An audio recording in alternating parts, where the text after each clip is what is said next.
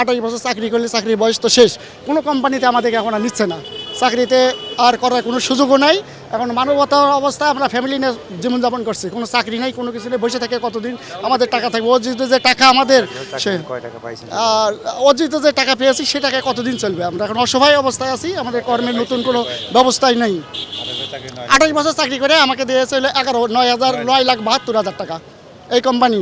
আর যেটা অর্জিত টাকা, যেটা গ্রোস স্যালারি আমাদের দেওয়ার কথা, এমডি স্যারের যেটা সই আছে, গ্রোস স্যালারি দেওয়ার আমি 30 লক্ষ টাকা পাবো, সেটা তো আমাদের বঞ্চিত করছে, আমাদের দিচ্ছে না। তারা এমপ্লয়, আমরা এমপ্লয়, তারা যদি পেয়ে থাকে তা আমরাও পাবো, কিন্তু আমাদেরকে দেওয়া হচ্ছে না। আজ আমি 17.5 বছর চাকরি করে আজকে আমি আনলিমিটেড টাকা পাচ্ছি না। আমাকে 1 বছরের আনলিমিটেড টাকা দিয়ে আমারটা বিদায় করে দেওয়া হচ্ছে। আমি 16 বছরের আনলিপ পাবো।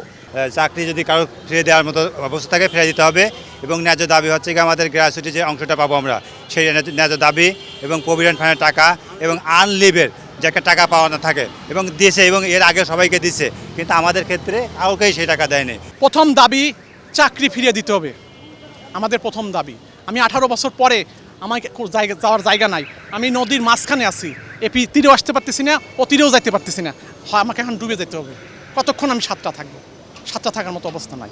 আমার দুগ্ধ বয়সী শিশু আছে, আমার 3টা মেয়ে, একটা মেয়ে millennium star school and college রংপুরে ইংলিশ ভার্সনে 7-এ পড়ে, একটা পড়ে 3-তে SM স্কুলে। তাদের খরচ চালানো আমার পক্ষে এখন জটিল, অনেক বেতন ইংলিশ ভার্সনে আপনারা সবাই জানেন। আর ছোট বাচ্চারা দুধ খায়, 1.5 বছর বয়স, তার দুধ কেনার টাকা নাই আমার কাছে। এখন আমাদেরকে প্রথম দাবি আমাদের চাকরি ফিরিয়ে দিতে হবে, এবং চাকরি যাইতে একদিন সময় লাগে না, আর আমাদের দিনা পাওনা বছরের পর বছর পড়ে থাকে।